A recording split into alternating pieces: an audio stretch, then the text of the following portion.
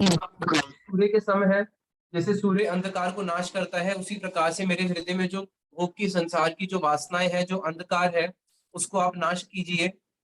और मेरा अभी कैसी स्थिति है, देवहूति उनको बोलती है कि हे प्रभु, मेरी अभी ऐसी स्थिति है कि आपकी माया के द्वारा मैं इस पे बंधी हुई हूँ। अहम ममेति, ये दो शब्द है, इसको याद रखना, अहम और ममेति। हम सब लोगों का जो कंडीशन लाइफ है, हम सब लोगों के जीवन में यही दो शब्द है जिसने हमें बांध के रखा हुआ है, अहम और ममेति, जिसको हिंदी में बोलेंगे मैं और मेरा।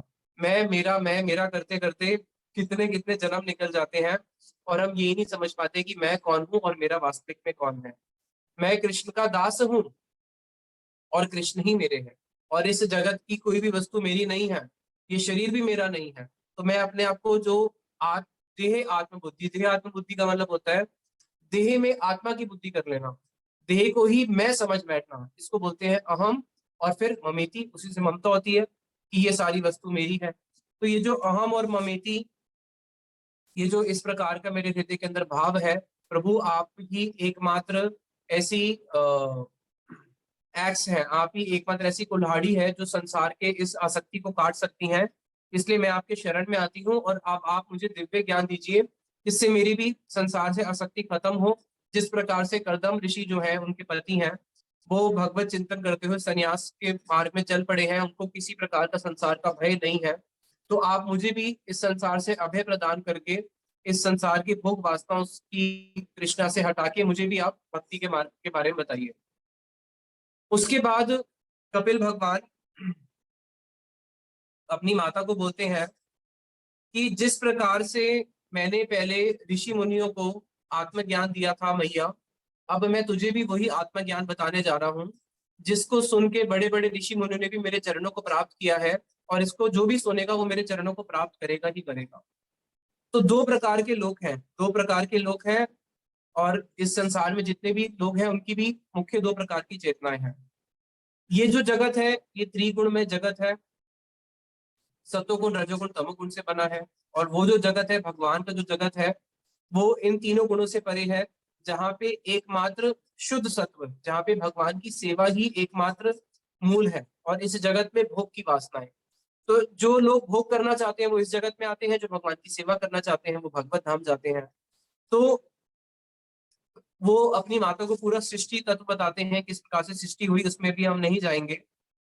अपनी माता को वो क्या बोलते हैं कि किस प्रकार से भगवान की भक्ति की वो जो उपदेश देते हैं, उसको कुछ बड़े इंपॉर्टेंट श्लोक से उसको श्रवण करते हैं।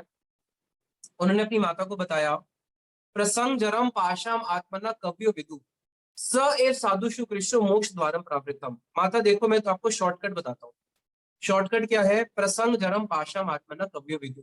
बड़े बड़े कवि लोग कहते हैं, कवि का अर्थ है यहाँ पे बड़े बड़े साधु लोग कहते हैं, ऋषि मुनि क्या कहते हैं कि इस जगत में जितनी भी जीव आत्माएं हैं, उन सबका एक स्वभाव है, उन सबका एक स्वभाव है। और इसको याद रखना, कभी भी किसी के स्वभाव को आप उससे अलग नहीं कर सकते। अग्नि का क्या स्वभाव है? उसकी धायिका शक्ति। क्या आपको अग्नि को उसकी धायिका शक्ति से अलग कर सकते हो क्या? उसको उसकी धायिका शक्ति से अलग नहीं किया जा सकता।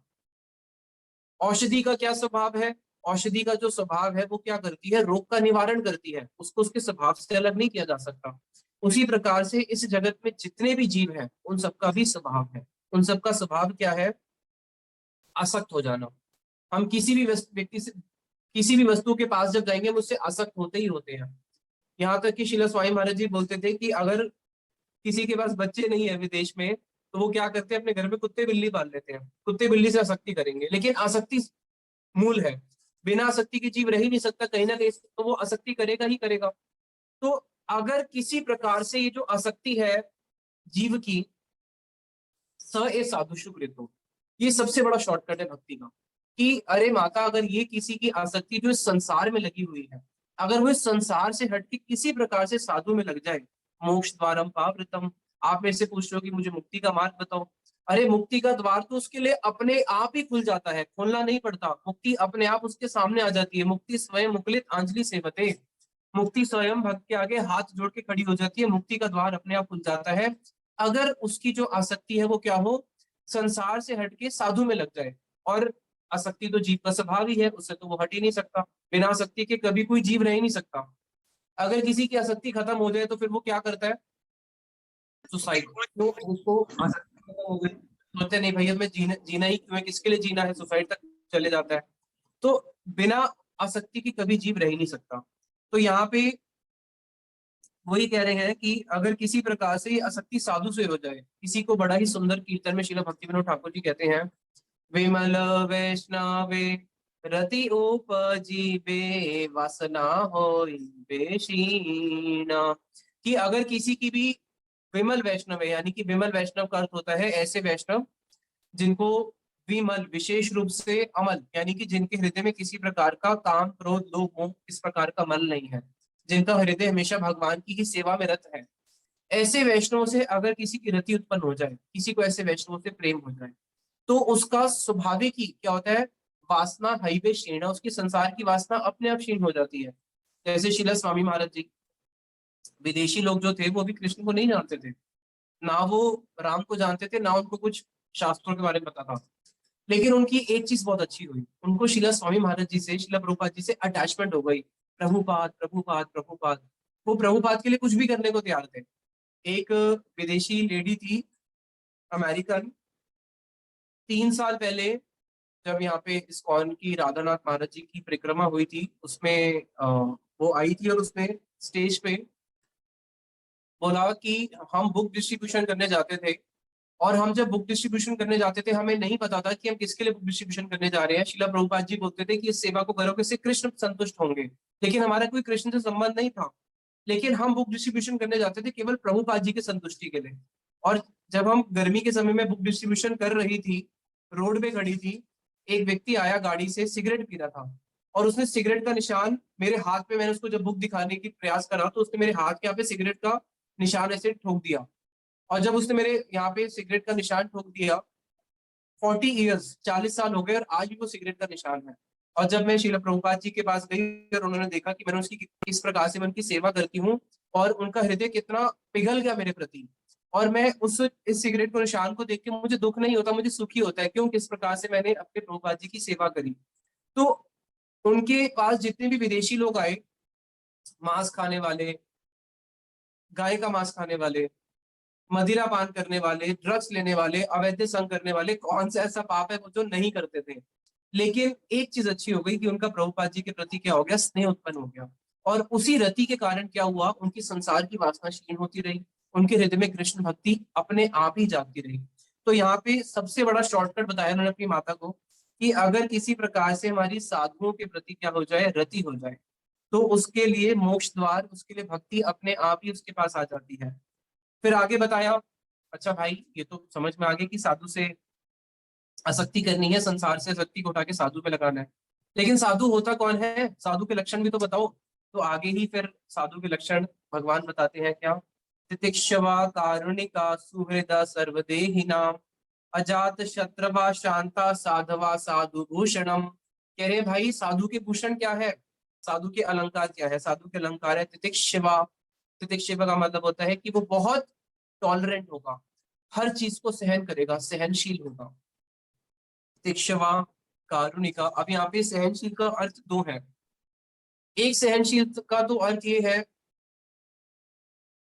कि संसार के जो लोग हैं जब उसके अगेंस्ट जाएंगे तो उनकी सारी बातों को वो सहन करेगा। जैसे हरिदास ठाकुर, हरिदास ठाकुर को जब मुसलमान लोग मार रहे थे तब उन्होंने क्या किया, तितिक्षवा, उन्होंने हर चीज को सहन किया।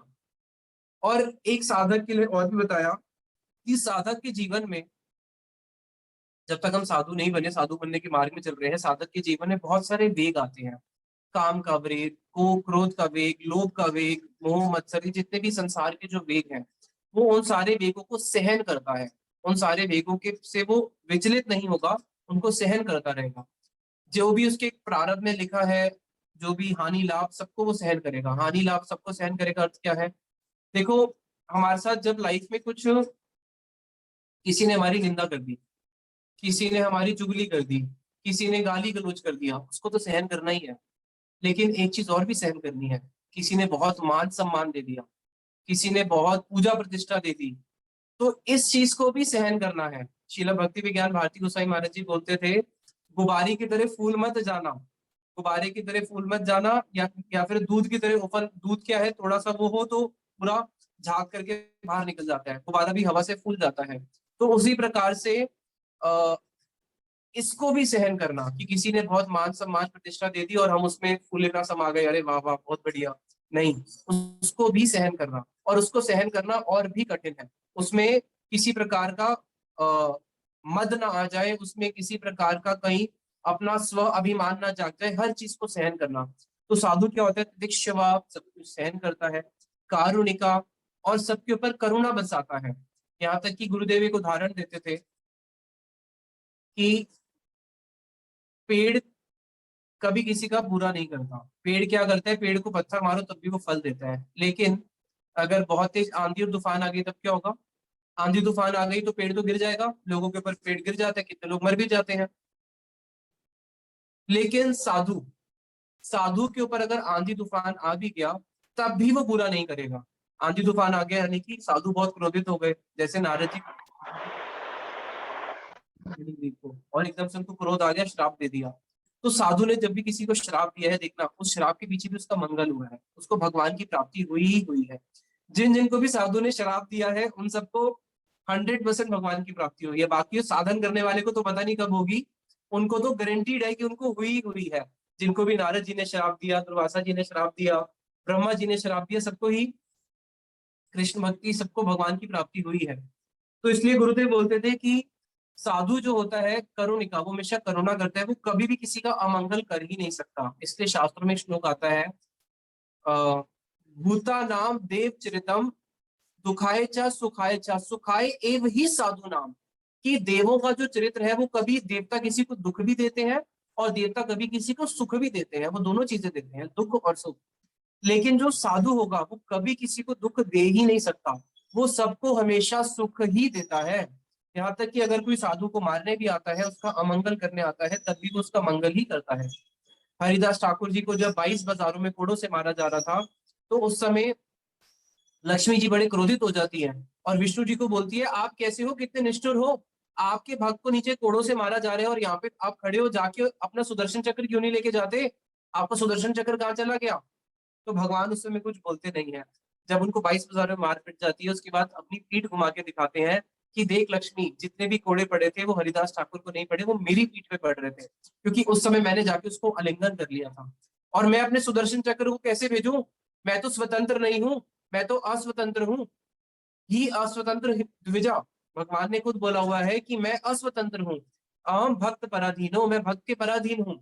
मैंने तो अपने सुदर्शन चक्र को बोला था कि तू जा, लेकिन उसी समय हरिदास ठाकुर जी ने प्रार्थना कर दी कि नहीं प्रभु, इनको क्षमा करो, ये लोग अज्ञानी हैं, इनके ऊपर आप कृपा करो। तो इसलिए मेरा सुदर्शन चक्र भी वहां नहीं जा पाया उनका संहार करने, और मुझे अपनी भक्त की रक्षा भी करनी थी, इसलिए मैंने ही उसको आलिंगन करके मैं उसको लिपट गया। इसलिए सारे के सारे कोड़े मेरी पीठ पे पड़े हैं। तो इसलिए बताया कि साधु कैसा होता है, करुणिका, बहुत करुणा होती है साधु के हृदय के अंदर। साधु के हृदय में कैसी करुणा होती है, शिला भक्ति भक्ति वेदांत त्रिविक्रम गोसाई महाराज जी बोलते थे, कृष्ण का प्रणाम मंत्र क्या है, हे कृष्ण करुणा सिंधु, आप करुणा के सिंधु हो। और वैष्णवों का कैसा है, बोलते थे कि कृष्ण का जो करुणा का सागर है, यद्यपि वो अनंत है, लेकिन हो सकता है किसी दिन वो सूख जाए। लेकिन वैष्णवों का जो करुणा का सागर है वो बहुत बड़ा है, जिसके अंदर कृष्ण की करुणा भी समा जाए, कृष्ण का करुणा का सागर भी उसके अंदर समा जाए, और उनके करुणा का कभी भी सागर खत्म हो ही नहीं सकता। इसलिए वैष्णव कैसे होते हैं, साधु बहुत करुणामय होते हैं। फिर आगे बताया सुहृदा सर्वदेही नाम, सर्वदेही नाम, सर्वदेही नाम का अर्थ है उनके अंदर कोई भेद ही नहीं है। सर्वदेही नाम, इस जगत देही किसको बोलते हैं, देह हो गया शरीर, शरीर के जो अंदर बैठा है, शरीर को धारण करने वाला देही। सर्वदेही नाम, सर्व जीवों के प्रति वो सुहृद होते हैं, सबके प्रति वो सुहृद भाव का अर्थ है। जैसे हमारे माता पिता क्या है, हमारे प्रति सुहृद है, हमारे प्रति अच्छी भावना रखते हैं, अपने हृदय को हमारे ऊपर निछावर करते हैं, उसी प्रकार से वो भी अपने सुहृद, सबके प्रति सबका मंगल करने वाले होते हैं। आगे बताया अजात शत्रवा, अब देखो वो सबके सुहृद है। अब सुहृद का अर्थ क्या है, किसी भी जीव को वो भोग के लिए प्रेरित करेंगे क्या, सब जीवों को वो कृष्ण भक्ति के लिए प्रेरित करेंगे, यही उनकी करुणा है।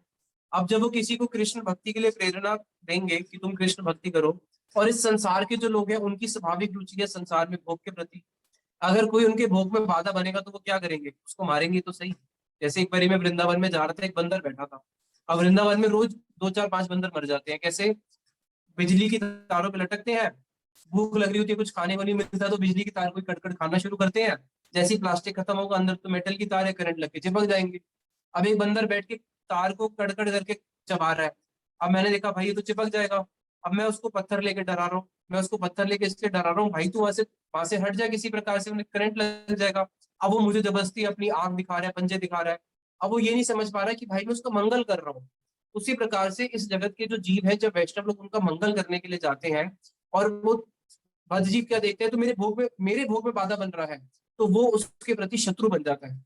अब जब वो शत्रु बन गया, और ये कैसे है वैष्णव, आगे गुण बचाया, अजात शत्रु। वो अजात शत्रु है, यानी कि अजात शत्रु का अर्थ ये नहीं जिसके शत्रु नहीं होते। अजात शत्रु का अर्थ ये है कि पूरा जगत भी अगर उनको शत्रु मानेगा, तब भी ये किसी को शत्रु नहीं मानेंगे। प्रहलाद महाराज जी अजात शत्रु है। उनका पिता हिरण्यकशिपु अपने पुत्र को शत्रु मानता है, लेकिन ये अजात शत्रु किसी को शत्रु मानते ही नहीं है। यानी कि वो जब किसी का मंगल करने जाएंगे और सामने वाला व्यक्ति अगर उसका अमंगल भी करता है, प्रतिवाद भी करता है, तब भी ये उसके प्रति अजात शत्रु भाव, उसके प्रति कभी शत्रु की भावना उत्पन्न नहीं होगी। जैसे हम लोग बचपन में वो कथा सुनते थे ना, एक साधु था, वो पानी में डूबते हुए उसको स्कॉर्पियन को बचाने के लिए जाता है, बिच्छू को। तो बिच्छू उसको डंक मारता रहता है, बिच्छू डंक मारता है साधु के हाथ से, फिर बिच्छू गिर जाता है, फिर उठाता है, फिर डंक मारता है। तो लोग बोलते हैं भाई तू इसको क्यों बचा रहे थे, तेरे को बार बार डंक मार रहा है। भाई उसका स्वभाव है डंक मारना, मेरा स्वभाव है बचाना। वो अपना स्वभाव नहीं छोड़ रहा, तो मैं अपना स्वभाव क्यों छोड़ू। तो साधु जो होते हैं वो अजात शत्रुवा, उनका कोई शत्रु नहीं होता। शांतवा साधवा साधु भूषणम, शास्त्रों को पालन करने वाले होते हैं, शास्त्रों के अगेंस्ट कभी नहीं जानते, हमेशा शांत रहते हैं, यही साधु के भूषण है। तो उन्होंने बताया अपनी माता को साधु का संग करो, साधु के प्रति आसक्ति हो जाए तो अनायास ही भव सागर पार हो जाता है, भगवान की भक्ति हो जाती है।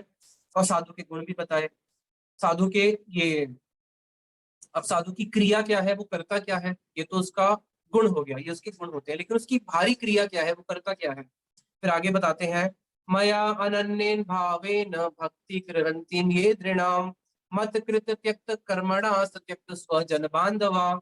कि मेरा जो भक्त होगा, मया अनन्येन भावेन, वो मेरी अनन्य भाव से भक्ति करेगा। अनन्य भाव से मतलब ना अन्य इति अनन्य।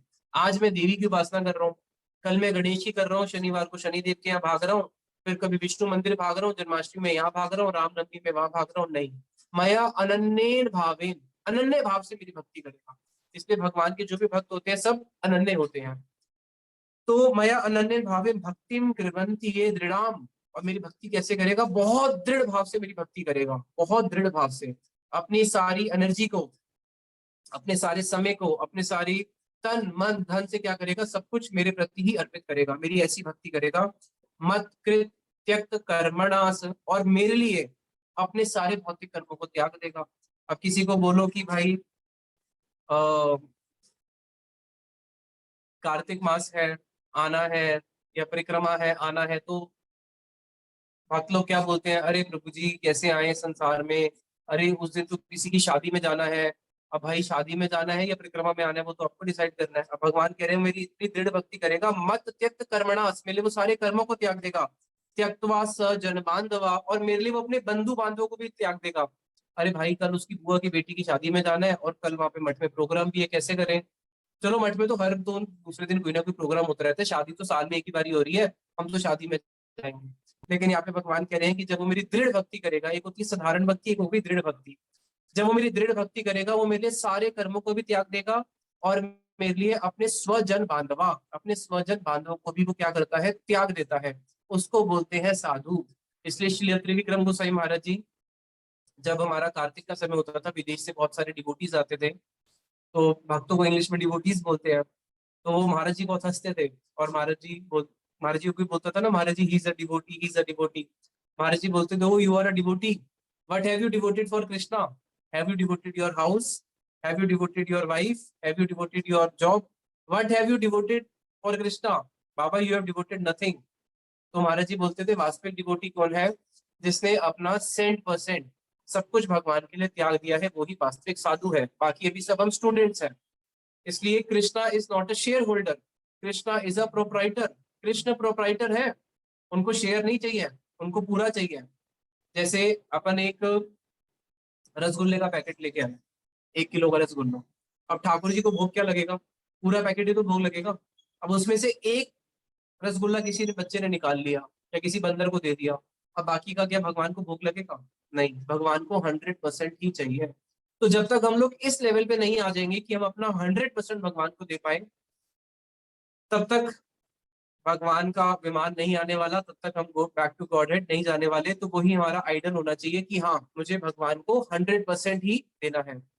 फिर आगे कहते हैं कि मेरा भक्त जो मेरी भक्ति करता है, मेरे लिए क्या करता है? दृढ़ भाव से भक्ति करता है, अनन्य भाव से भक्ति करता है, मेरे लिए अपने स्वजन बांधव कर्म सब त्याग देता है। मद आश्रय कथा मृष्टा शृण्वन्ति कथयन्ति च तपन्ति विविधास्तापासना एतान मद गद चेतसा। कि फिर वो क्या करता है? मद आश्रय कथा मृष्टा, मेरा आश्रय ग्रहण करके मेरी मीठी मीठी कथाओं को सुनता है भक्तों से। और मद आश्रय कथा मृष्टा शृण्वन्ति गायन्ति च, उसको सुनता भी है और उसका कथन जी, उन कथाओं को आगे लोगों को सुनाता भी है मेरा भक्त। और फिर क्या करता है? मेरी कथा सुनता है, सुनाता है। तपंती विविधा तापास, इस जगत में भैया बहुत ताप है। कौन कौन से ताप है? आदि देविक, आदि भौतिक, आध्यात्मिक, कितने सारे ताप हैं। तपंती विविधा तापस ना एतान मत गत चेतसा, क्योंकि उसका चित्त मेरे में इतना आसक्त हो चुका है कि उसको इस संसार का कोई भी ताप स्पर्श ही नहीं करता। यहाँ तक कि जन्म मृत्यु जरा व्याधि, उसको संसार के कोई भी ताप स्पर्श नहीं करते। क्यों? क्योंकि वो दिन रात भगवान की कथाओं में ही डूबा रहता है। और यही वास्तविक समाधि है। यही समाधि है कि भगवान की कथाओं में ही मन रम जाए, किसी प्रकार से मन उस कथाओं में पूरा डूब जाए, तब संसार का चिंतन होगा ही नहीं। क्योंकि जब मन उस तरफ चला गया तो इस तरफ क्यों आएगा? तो इसलिए ये सारे साधु के क्वालिटीज होती है, ये सारी साधु की क्रियाएं होती है, हमेशा भगवान की ही कथा में लगे रहते हैं। हम लोग देखते हैं कि कैसे प्रभुपाद जी के जितने भी चरण आश्रित भक्त थे, दिन रात हमेशा कथा कीर्तन में ही लगे रहते थे। एक बारी भक्ति रक्षक श्रीधर गोसाई महाराज जी को डॉक्टर ने मना करा कि अभी आपको ज्यादा बोलना नहीं है, आपका तबियत खराब है और खराब हो जाएगा। अब महाराज जी से जितने भी लोग मिलने आए, सबको कृष्ण कथा सुनाते रहे। तो महाराज जी के सेवक ने बोला, महाराज जी आपको डॉक्टर ने मना किया, ज्यादा बोलना नहीं है। महाराज जी बोले, अरे भाई, मैं जब तक बोल रहा हूँ तब तक ही मैं ठीक हूँ। हम लोग सरस्वती के पुत्र हैं, भक्ति सिद्धांत सरस्वती ठाकुर के पुत्र हैं। सरस्वती के पुत्र मुख कैसे रह सकते हैं? वो तो हमेशा बोलते ही रहेंगे।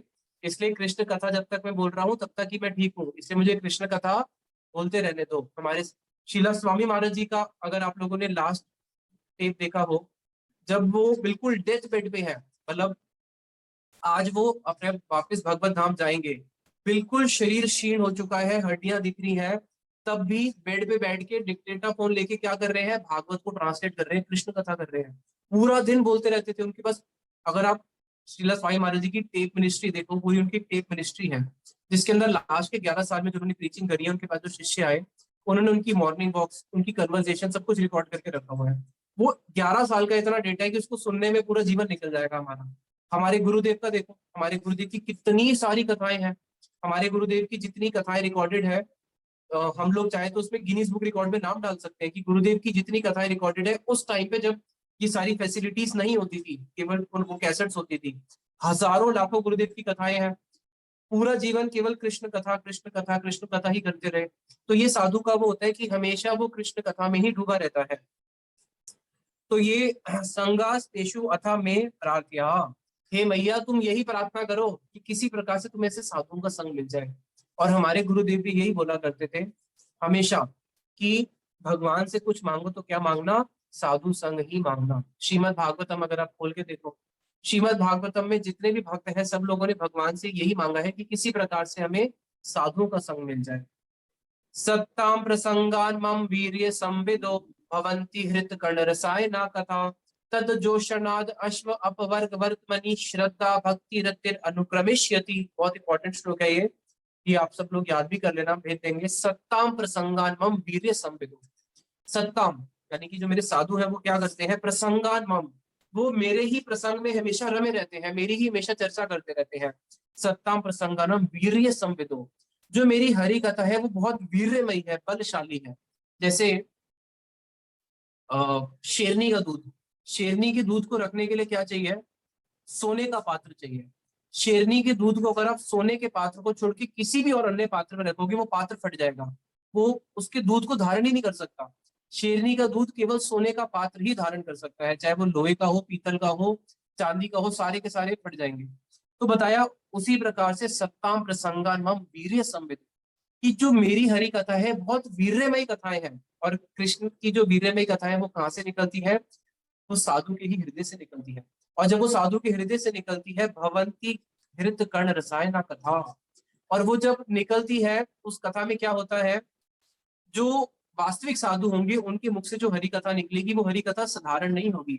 वो हरि कथा भगवान के चरणों में जो लगी हुई आलता है, उस आलता के डस्ट पार्टिकल्स को धारण करते हुए आती है। यानी कि अगर कोई साधु हरि कथा कर रहा है, नहीं समझ में आ रही तब भी बैठे रहो, उसके मुख से जो कथा निकल रही है मानो साक्षात भगवान के चरणों से निकली हुई जो गंगा है, या भगवान के चरणों में जो लगा हुआ आलता है, उस आलता के जो कण है वो उसके मुख से निकल रहे हैं और आपके कान में जा रहे हैं। और फिर क्या होगा? भवंती हृत कर्ण रसायना कथा, और वो कर्ण के माध्यम से जाके कोई रस का काम करते हैं। कर्णों को भी रस चाहिए, जीव को भी रस चाहिए।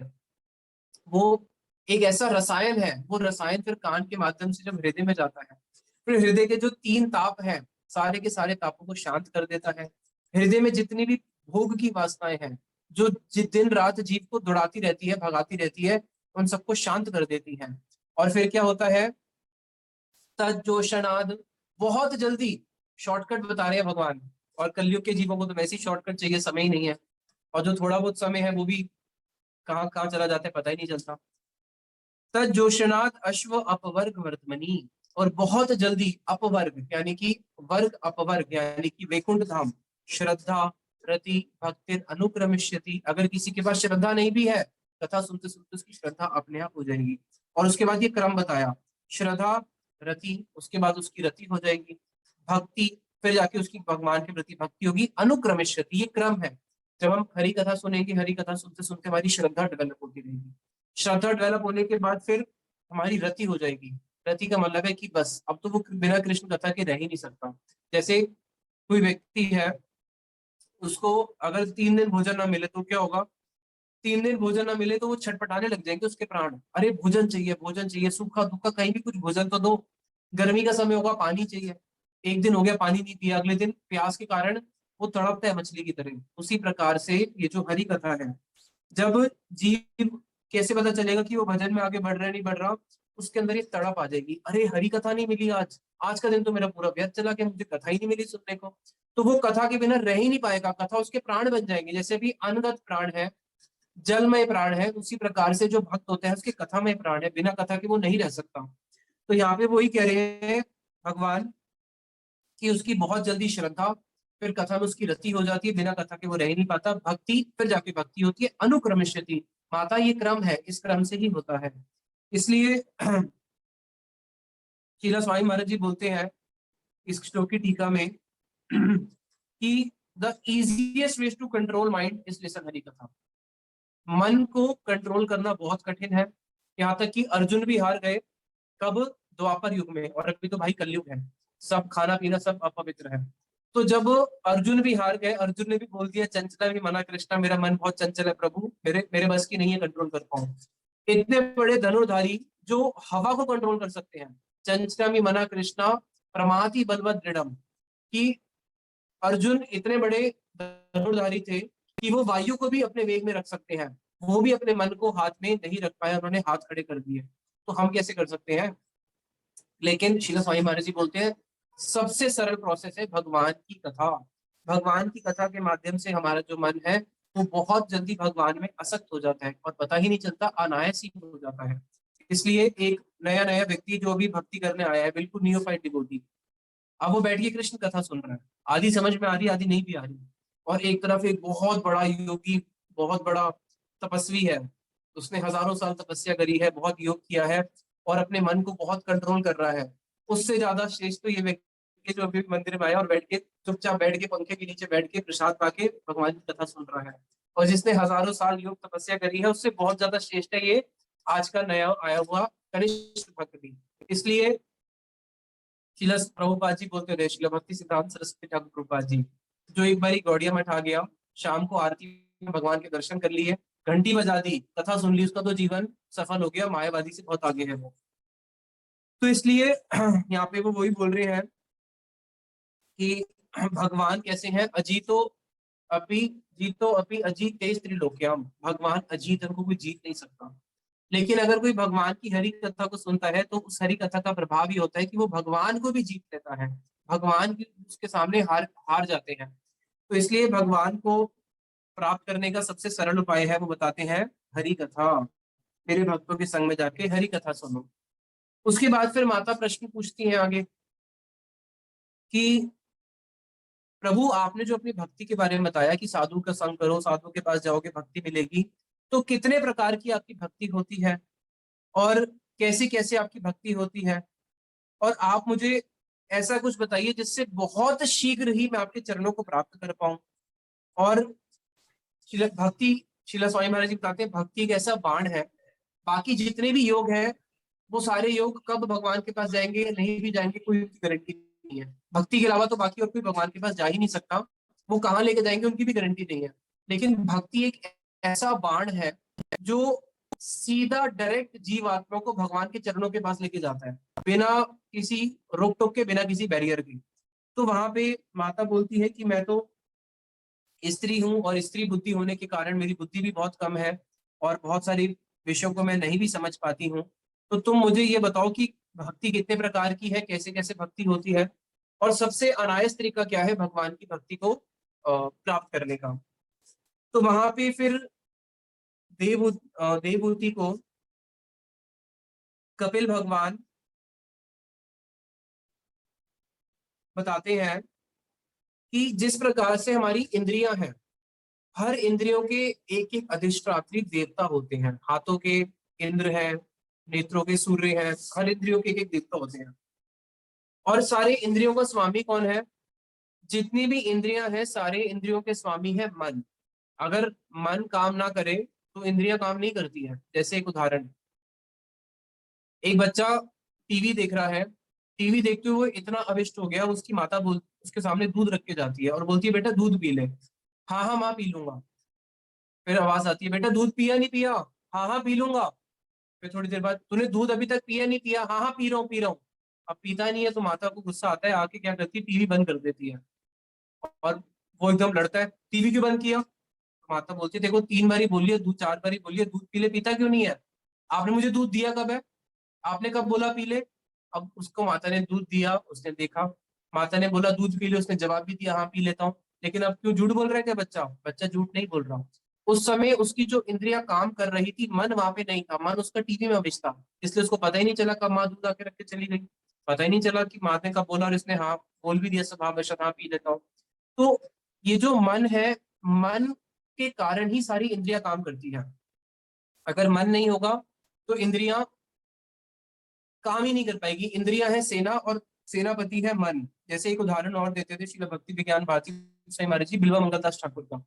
बिल्वा मंगलदास ठाकुर जी का मन वैश्या के प्रति आसक्त है, नदी को पार कर रहे हैं, वैश्या से मिलने मिलने जाएंगे।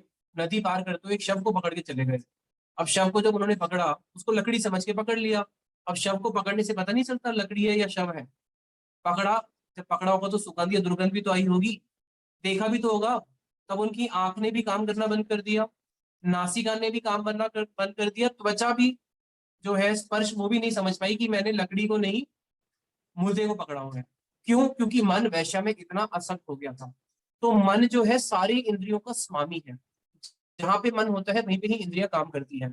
तो यहाँ पे वो यही बताना चाह रहे हैं, भगवान बोलते हैं कि जितनी भी इंद्रियां हैं इंद्रियों को बोलते हैं ऋषिक, और इनके स्वामी ऋषिकेश, भगवान का नाम है ऋषिकेश।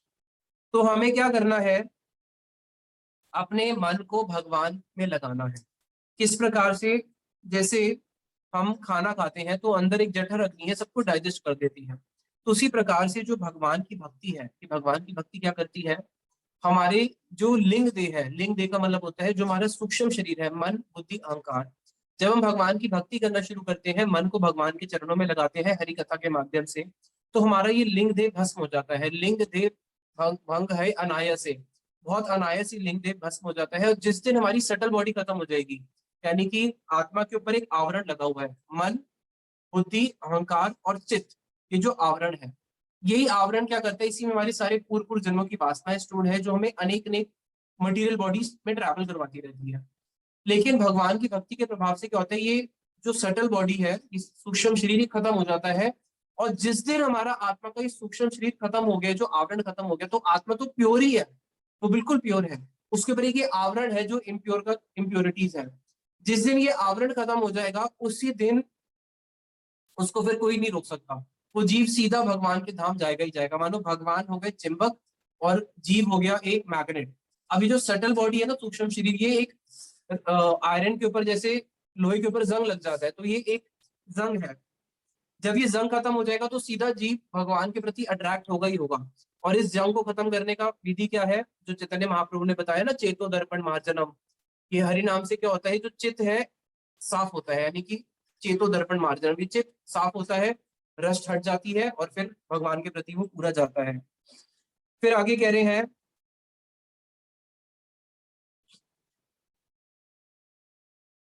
कि ना अन्यत्र मत भगवता प्रधान पुरुष एष शाश्वता आत्मना सर्वभूतानां भयम तीव्रम निवर्तते। कि अगर कोई इस संसार के जन्म मृत्यु से बचना चाहता है तो माता, उसके लिए केवल एक ही आश्रय है, और वो कौन है, मैं। जो मेरी भक्ति करते हैं, मेरे चरणों का आश्रय लेते हैं, वो ही इस संसार को पार कर पाते हैं। जो मेरे चरणों का आश्रय नहीं लेते और मेरे चरणों का आश्रय करते हैं, यानी कि साधु संग करना, वो कभी भी इस भव सागर को पार नहीं कर पाते।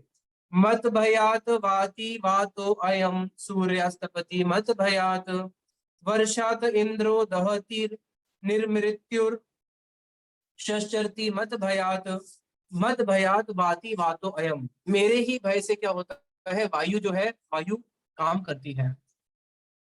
सूर्य तपसी मत भयात, जो सूर्य है, जो सूर्य की जो ताप है, कि सूर्य भी किससे चलता है, मत भयात, मेरे भय से ही सूर्य चलता है।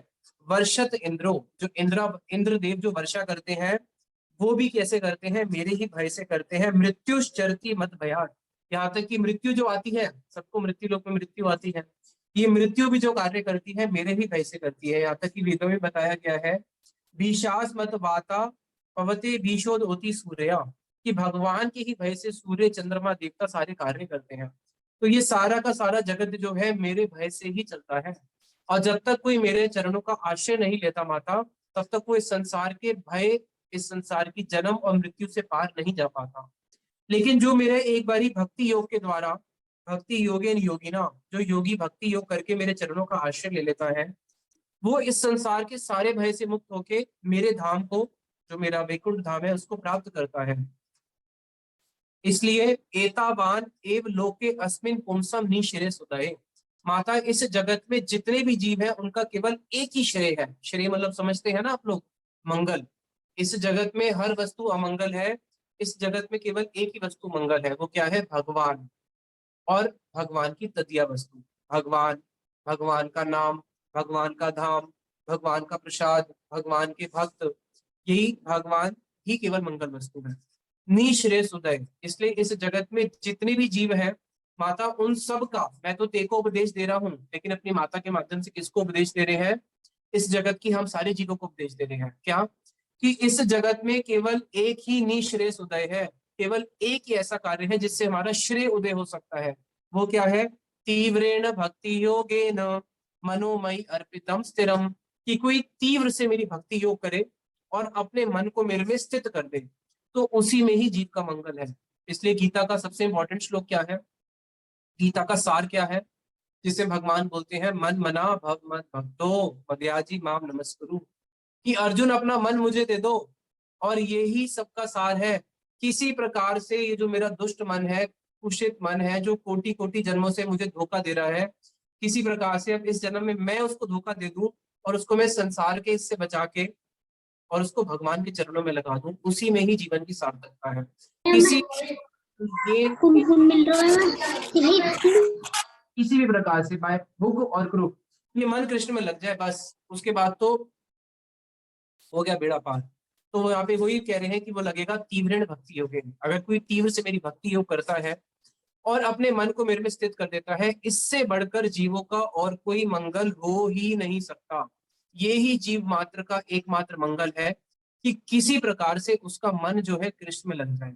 उसके लिए हम लोगों को गुरु वर्ग लोग एंगेज करते हैं, कितने कितने प्रकार से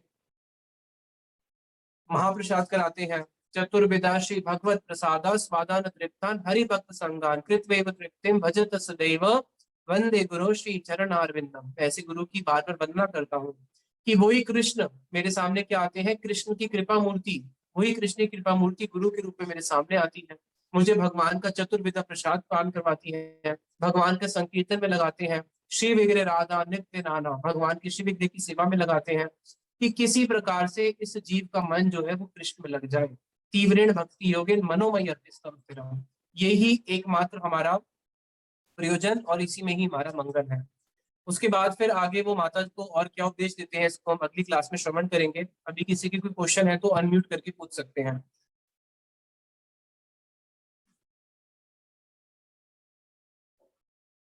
हरे कृष्ण प्रभु जी। हरे कृष्णा। हरे जी कृष्ण। जी प्रभु जी, क्वेश्चन थी मेरी। एक सेकंड रुको। हाँ हाँ बोलो।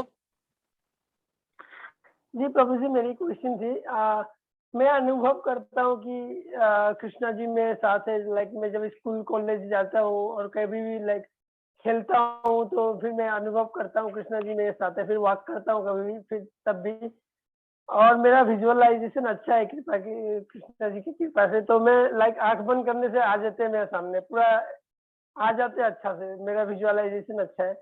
पर थोड़े देर बाद ऐसा लगता है कि अरे कृष्ण जी मेरे साथ कैसे आ सकते हैं। जब मैं वॉक करता हूँ, एग्जाम्पल मैं जब वॉक करता हूँ तो मुझे लगता है वो हमारे साथ कैसे वॉक कर सकते हैं। तो ये रास्ता पे हम लोग थूकते हैं, वो तो भाई परमात्मा है, वो हमारे साथ कैसे वॉक कर सकते हैं।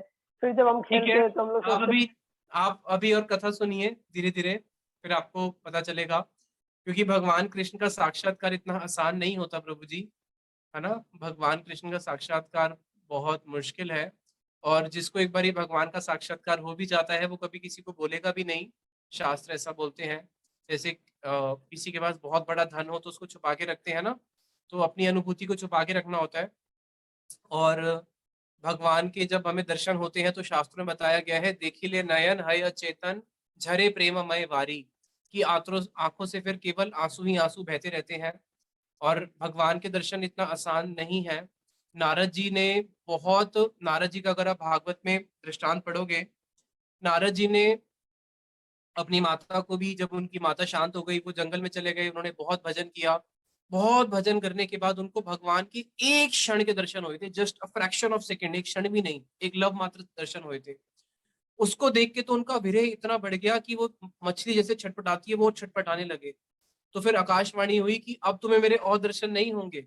ये जो मैंने तुम्हें एक क्षण के दर्शन दिए, मैंने तुम्हें इसलिए दिए हैं तुम्हारे इस विरह को और बढ़ाने के लिए, ताकि तुम्हारा ये और जब विरह बढ़ेगा मेरे प्रति तो तुम और तीव्रता से भजन करोगे और तुम फिर अगले जन्म में मुझे प्राप्त करोगे। तो नारद जी के उसमें आता है कि उनको भगवान के दर्शन केवल एक लव मात्र के लिए हुए थे। भागवत में पूरा क्लियर लिखा हुआ है। उसके बाद जब कोई व्यक्ति साधक जब भगवत पार्षद, भगवान का पार्षद बन जाता है, तब तो उसको निरंतर ही दर्शन होते हैं। बट भगवान के दर्शन इतना आसान नहीं है। ठीक है, ठीक है। गौर प्रेमानंदे हरि हरि बोल।